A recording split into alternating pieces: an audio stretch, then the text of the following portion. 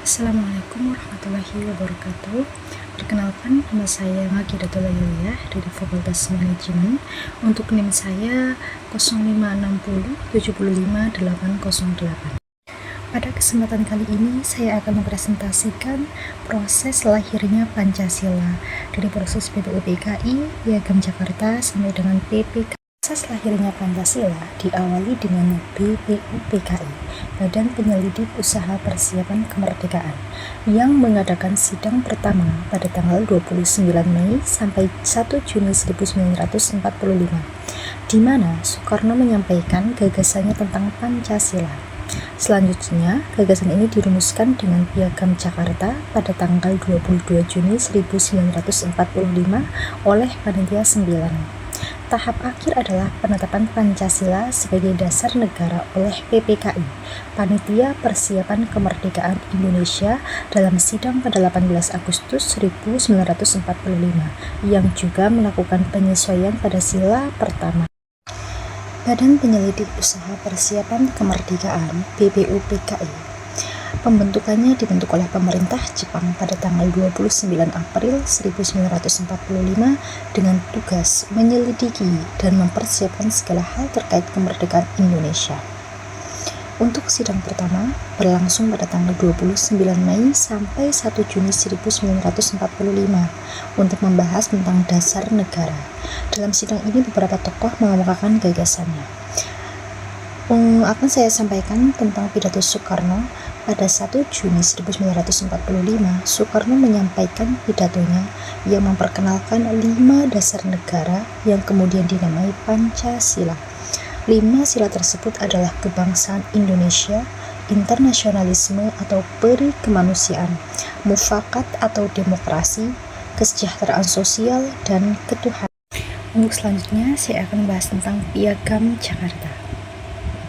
Pembentukan Panitia 9 setelah sidang BPUPKI pada tanggal 22 Juni 1945, yaitu dibentuklah Panitia 9 untuk merumuskan dasar negara. Untuk hasil perumusannya, Panitia 9 menghasilkan Piagam Jakarta yang memuat rumusan dasar negara, termasuk sila pertama yang berbunyi ketuhanan dengan kewajiban menjalankan syariat Islam bagi pemeluk-pemeluknya. Untuk yang ketiga, saya akan membahas tentang Panitia Persiapan Kemerdekaan Indonesia atau sering disebut dengan PPKI. Untuk pembentukan PPKI, yaitu dibentuk pada tanggal 7 Agustus 1945 untuk melanjutkan tugas PPKI.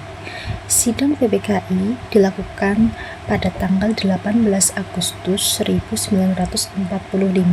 PPKI menetapkan Pancasila sebagai dasar negara. Untuk penyempurnaan Pancasila, sila pertama diubah menjadi ketuhanan yang Maha Esa untuk mengakomodasi seluruh rakyat Indonesia, terutama setelah adanya keberatan dari perwakilan dari wilayah timur Indonesia mengenai frasa menjalankan syariat Islam bagi pemeluk-pemeluknya.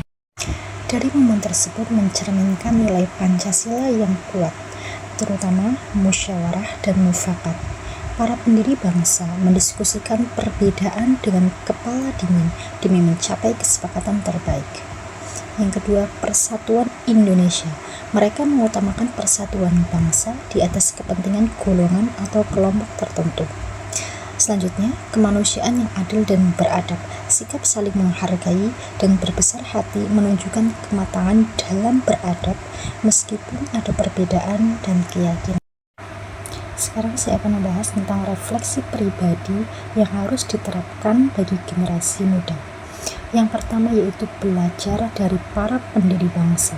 Kita bisa belajar dari mereka untuk mengedepankan musyawarah, bukan perdebatan yang saling menjatuhkan. Yang kedua, utamakan persatuan. Di tengah keragaman yang ada, baik suku, agama, maupun latar belakang, kita harus selalu mengutamakan persatuan. Jangan sampai perbedaan membuat kita berpecah belah. Dan yang ketiga, hargai toleransi. Menerima perbedaan adalah kunci. Seperti para pendiri bangsa yang berjiwa besar, kita juga harus toleran agar kerukunan tetap terjaga. Nilai-nilai ini sangat relevan untuk menghadapi tantangan polarisasi dan penyebaran hoaks saat ini. Sekian presentasi dari saya. Apabila ada tutur kata yang kurang berkenan, saya mohon maaf setulus-tulusnya. Wassalamualaikum warahmatullahi wabarakatuh.